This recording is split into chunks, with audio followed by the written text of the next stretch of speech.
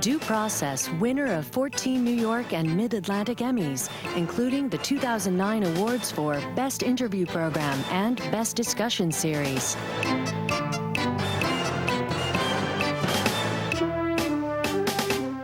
Democracy, liberty, opportunity, and unyielding hope. It was a year that saw a new commander-in-chief and a new Supreme Court justice. Megan's Law was called into question, and so were the nation's drug laws. Needle exchange expanded, but so did the scandal of political corruption. Law and justice in New Jersey, where we've been, where we're going. That's up next on Due Process. Major funding for Due Process provided by the New Jersey State Bar Foundation, committed to educating the public about the law, and by the Fund for New Jersey, supporting informed citizens for an effective democracy.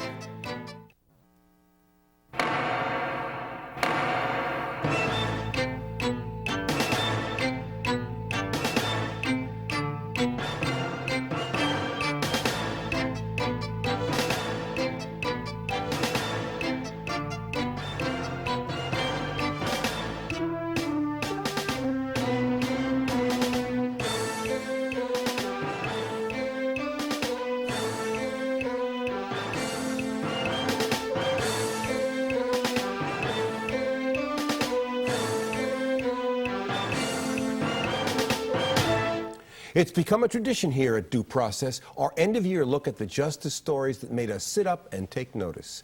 I'm Raymond Brown. And I'm Sandra King, and we begin this year's retrospective with a story that shocked the state and may have influenced a gubernatorial election. As 29 elected or appointed officials found themselves caught in a federal sting, charged with corruption, we weren't the only ones wondering what it is about New Jersey. There are too many people that profit off the system the way it is. And so they have no incentive to change it. The few people that want to change it seem to get shouted down. So one question being asked in the wake of the latest scandal: could dozens of new arrests and indictments, resignations and accusations be an incentive? To investigate, arrest, and prosecute corrupt officials is not going to end it. It will only end when the citizenry and the honest officials out there stop tolerating it. In Hoboken, that meant days of demonstrations to oust an indicted mayor who insisted on holding on. I have no intention of resigning my office. I believe that I am fully capable of carrying out my oath of office and the duties of my office while this case is pending. But under pressure, Peter Camerano did step down from the office he'd held for less than a month, as the woman he defeated was sworn in. Today, we begin the hard work of restoring confidence in city government. Camerano and dozens more elected and appointed state and local officials, including some from Secaucus and Jersey City, had arrived here through the government-sponsored efforts of a man who 3 years ago was himself charged in a multi-million-dollar bank fraud. His name, Solomon Dweck, though the government refers to him as confidential witness, or CW. The confidential witness, no surprise, was himself facing a stretch in prison when he went to work for the feds, and that renewed old questions about government stings and the use of convicted criminals to mount them. Raymond, it was all reminiscent of the Abscam sting nearly 30 years ago, which you worked on the defense side and I worked as a reporter. And Sandy, I'm working this one too, though it's for someone who's on the sidelines and hopes to stay there. But the real question that arises out of all this, at least it's a question I've heard asked, is New Jersey different when it comes to corruption? It's a question that everybody's been asking, but I think perhaps we should consider assuming that what the government says actually happened. We're talking about relatively small amounts of money for relatively small favors, granted illegal, if in fact that's how it went down. But do we really think that if this kind of scheme were presented in any other state or perhaps any other country, that the result would have been different? Do we see this as Jersey specific? Sounds like it's part of the human condition, but I understand that during other shows where I was absent, there was a discussion, and there's another theory that's developed about why these things happen in New Jersey. Yeah, and it's the theory that we also heard from Governor Corzine, which is that we have this multi-layered government in New Jersey, municipalities, counties, state, and that we simply have too many municipal, state, county officials, too many layers of government, and that's the source of the problem. But that sounds like the complaint that we've got too much democracy in New Jersey. Whether or not that's an efficient form of government is one question. But it seems to me just having more people involved in government doesn't mean you're going to have more corruption. So I think that's a facile answer, but not one that gets us very far. The other question, of course, is that given the fact that this investigation arose under the man who's now the governor, but was then the United States attorney, did this have an impact on the election? I don't think we know that for sure. What we do know is that large numbers of Democrats and independents walked into the voting booth and pulled that lever, pressed that button for Chris Christie. Were they thinking about the indictments? Not sure. What we do know is, of course, that many men over the years who have wrapped themselves in the mantle of a crime fighter have also sought higher office, from Wendell Willkie to Rudy Giuliani across the river. So it's a traditional way of looking at elections. We don't know what the impact is. And many of those, like Chris Christie, successful. Curiously, though, Raymond, given the emotion it stirs on both sides, one issue that seemed not to have a significant impact on the election for governor was same-sex marriage. But it's a controversy that has yet to be resolved across the country and right here in New Jersey. Please be seated. It was the state Supreme Court 2 years ago that said same-sex couples could not be denied all the rights and responsibilities of marriage. As long as the state of New Jersey does the right thing, will you marry me? I will if you'll marry me. I will. But the court majority said you can call it something else, an option preferred and passed by a legislature that said civil unions would be just as good. But the commission's now put the pressure back on the State House with an unequivocal recommendation to legalize gay marriage and to do it now. And it's all a matter of one word? Marriage. Yes. Yep. Yep. That's the big word. Among the reasons cited by the commission, the illegality of a separate, inferior legal status, implicit in the denial of the right to marry. The civil union law is a blight, an embarrassment to the state of New Jersey. It has to be replaced by true equality, which is only marriage. Despite that insistence by gay rights activists and that state Blue Ribbon Commission, the fight to make New Jersey the 6th state to legalize marriage for same-sex couples is still far from over. Sandy, where are we with gay marriage in New Jersey? Well, I'll answer that question very differently than I would have answered it a few months ago, when I would have told you, well, it looks like the legislature is going to go with the Blue Ribbon Commission and say yes to gay marriage. Even 2 months ago, I would have said, well, even though we've got a governor coming in who is opposed to gay marriage, we've got a legislature that has the will to do it, and we've got an outgoing governor who will sign during the lame duck session. At this point, I'd say all bets are off. Now, an outsider would first think perhaps that this is a partisan divide, but then they'd see Governor Whitman, a Republican governor, former, saying she's in favor of it, and Democrats who presumably favored it sliding away from support. So if it's not purely partisan, what is the fissure in this? Well, let me first read you a quote that I just love from Tom Moran of the Star-Ledger, talking about this slipping away. He says, support for gay marriage in Trenton is draining away like water from a tub as nervous legislators scurry towards safer political ground. And one of the things that's making them scurry is religious-based pressure, particularly from the Catholic Church. You talked about Christy Whitman's op-ed piece. There was also a very strongly worded op-ed piece from the Archbishop of Newark. Now, black folks are normally a stalwart part of the Democratic coalition, as are their elected officials on social policy issues, but not so with respect to this issue. No, not so here and not so across the country.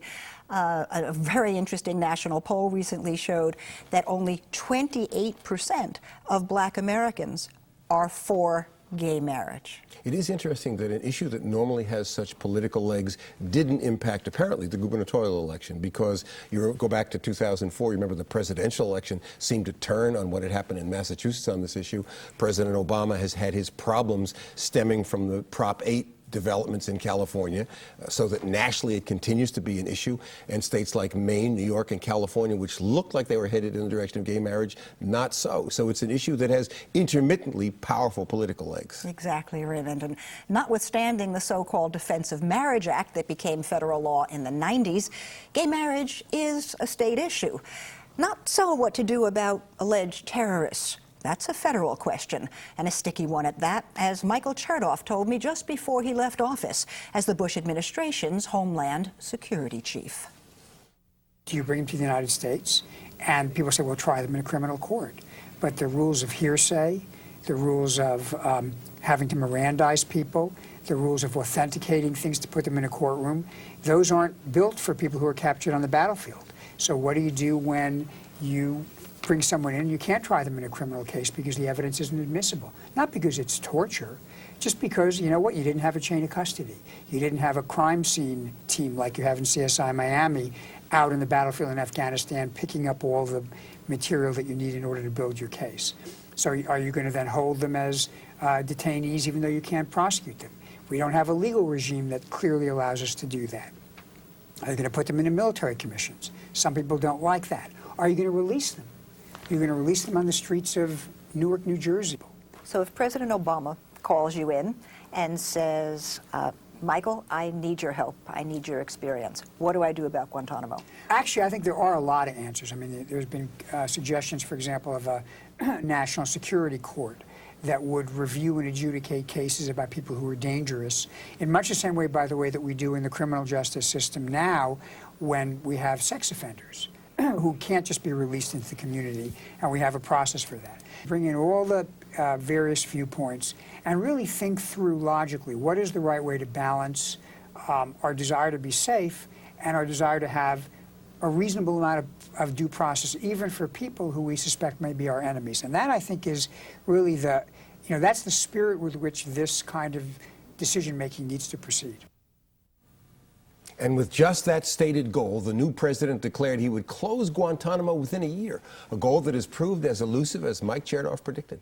When I sat with Chertoff, he was adamant that it was going to be literally impossible for the new president to live up to his campaign promises on Guantanamo and on terrorism. So was he right? Well, literally he was correct. Guantanamo is still open. We're at the end of the year. In the sense that Guantanamo is a symbol for how we deal with the war on terrorism, problems of torture, whether we adhere to the laws of war, and whether we think we can detain people indefinitely, a much more mixed and complex set of answers. So we now have an apparent plan to move the Guantanamo people to a prison in Illinois. Amnesty International says you're talking about no more than a change in zip code. That addresses the most complex part of the problem the president faces. On torture, he's been pretty adamant, no more torture with respect to the U.S. as recently as his Nobel Prize speech. On the issue of whether we adhere to the laws of war, the United States has tried to say we're going to do so. The complicated problem, as Chertoff suggested, is what do you do in a new kind of warfare that's going to last forever with people that you seek to detain because you don't want them to return to war? That's a problem that was a new one for the Bush administration, and this administration hasn't come up with an answer yet. Well, this administration has said, and we've got one scheduled for New York, that there will be some civilian criminal trials of some of the people who are at Guantanamo, and there will be some military trials, a controversial notion, at least on the left, and yet critics say there doesn't seem to be any rhyme nor reason to who gets a criminal trial in civilian court, who gets a military trial, and how any of this is going to work. People may disagree with the rhyme or reason, and there are going to be continued critiques of military trials if they're not strictly according to the Uniform Code of Military Justice. But it's actually fairly subtle. What this administration has said in policy terms is the war on terror is now both law enforcement and military. So it's having some civilian trials, a controversial one in New York, and having some military tribunals. You might not like their policy, but it's hard to say they're clueless. They do have some direction in all of this. You talked earlier about how different this war is from any other war, in that we don't see any end to it. It doesn't seem to be finite. And so we've got this very controversial idea that we heard from Mike Chertoff, and now we're hearing from the Attorney General and the President. You're exactly right. And the most daunting problem that's emerged from the so-called war on terror, other than the issue of torture, has been the notion of taking people and detaining them indefinitely. We haven't without trial. Without trial, without charge. And where there appear to be no charges other than that they should be kept out of conflict. So that notion of indefinite detention strikes at the very notion of human rights, humanitarian law, and even civil rights. Curiously, in this state, we do have indefinite detention when it comes to some sex offenders, even post having completed their sentence. And closer to home, Raymond, a sacrosanct piece of related public policy came under scrutiny this year. Megan's Law, labeled ineffective. And though the mother who started it all refused to comment, we went back to what she told us 14 years ago. He raped and murdered my daughter, and he has more rights than she did. Where were her rights? She's dead. Where the house once stood, a park was built in Megan Kanka's memory.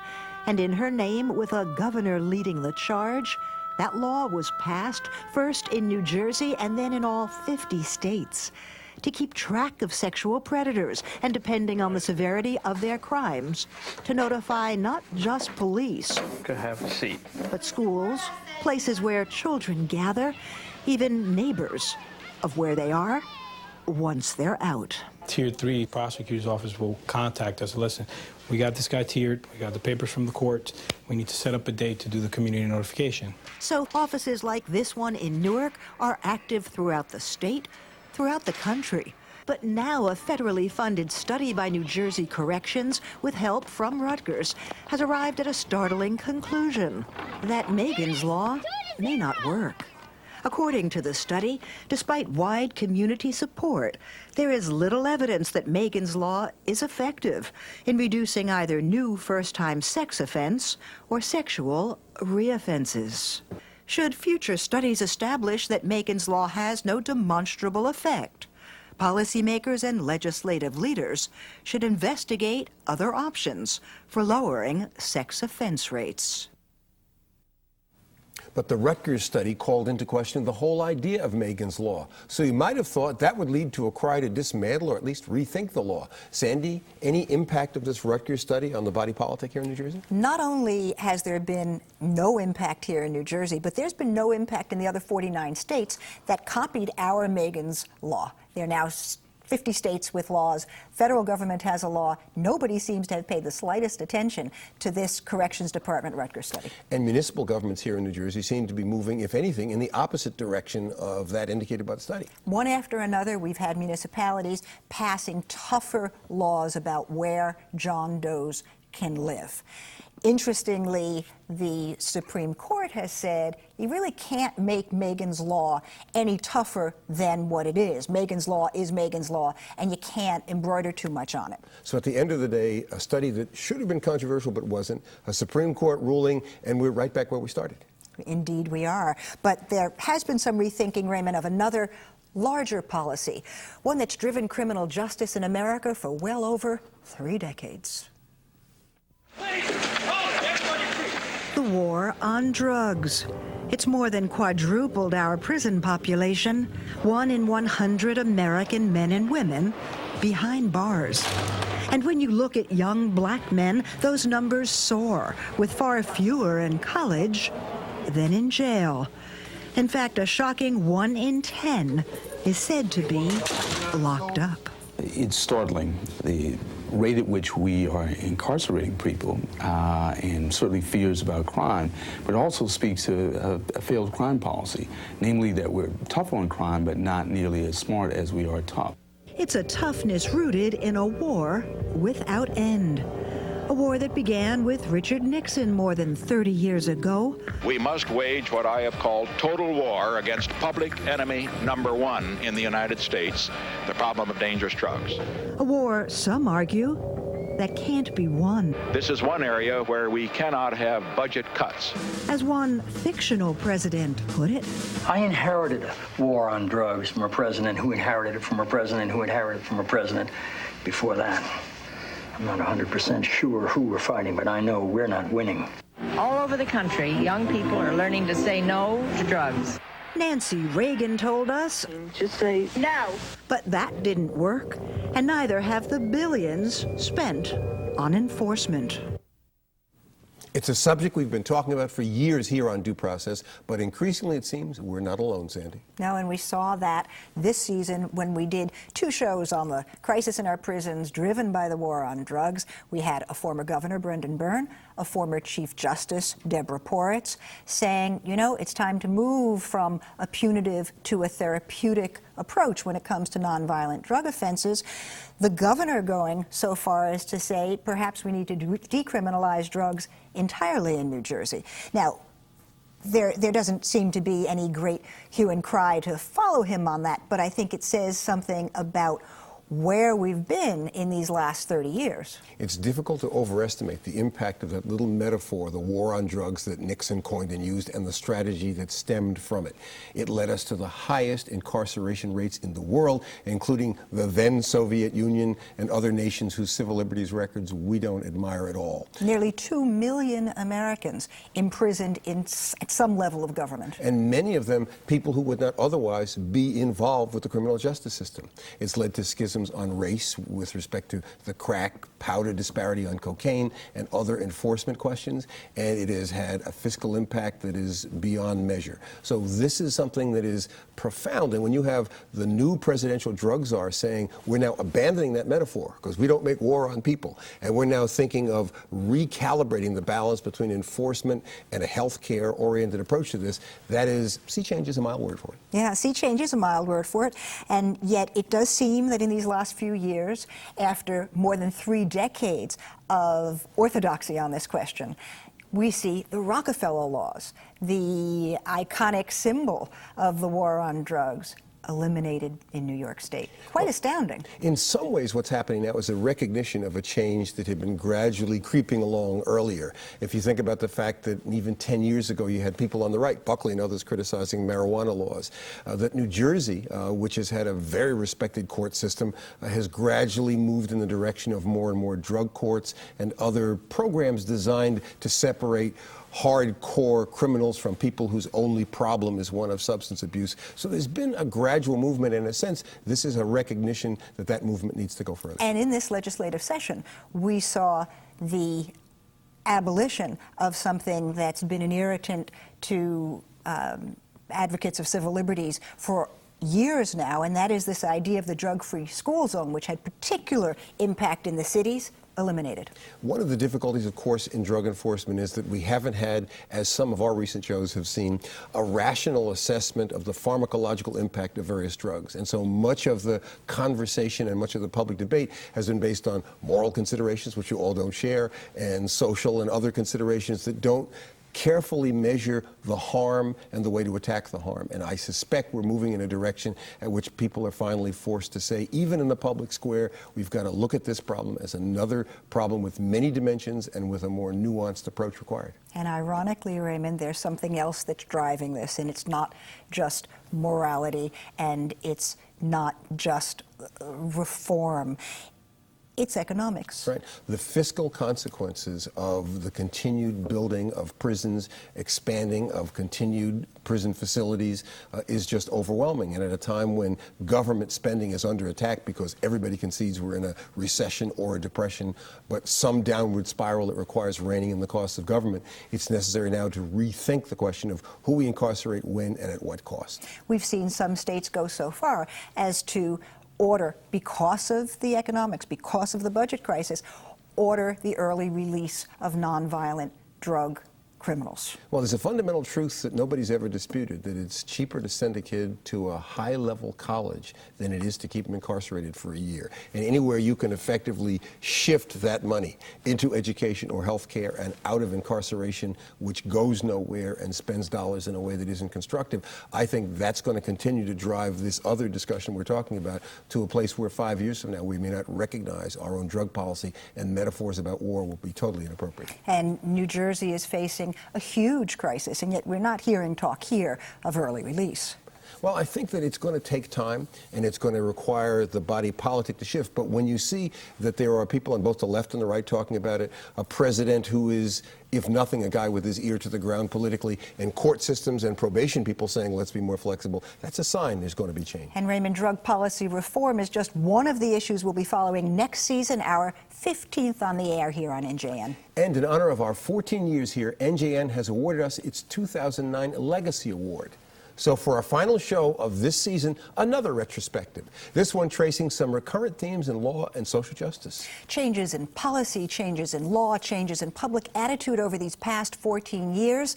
Stories we've covered since we went on the air, stories we will continue to follow. So join us next week and every week. For Sandy King and all of us here at Due Process, thanks for watching.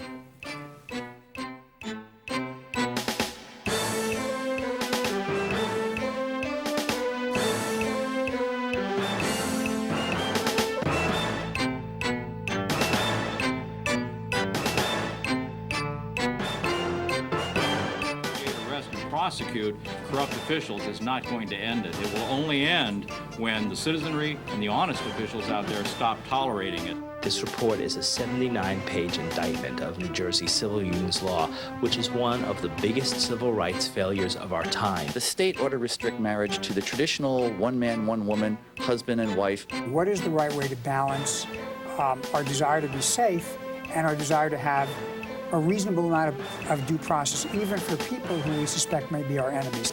Do we use drugs more than anybody else in the world?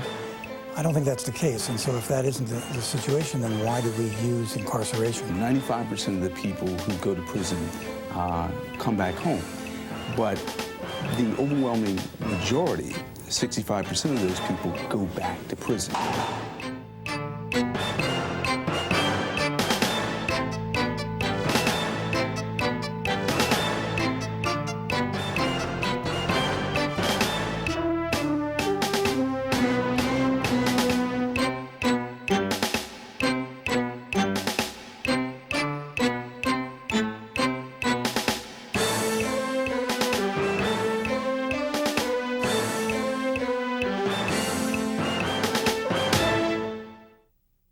Major funding for due process provided by the New Jersey State Bar Foundation, committed to educating the public about the law, and by the Fund for New Jersey, supporting informed citizens for an effective democracy.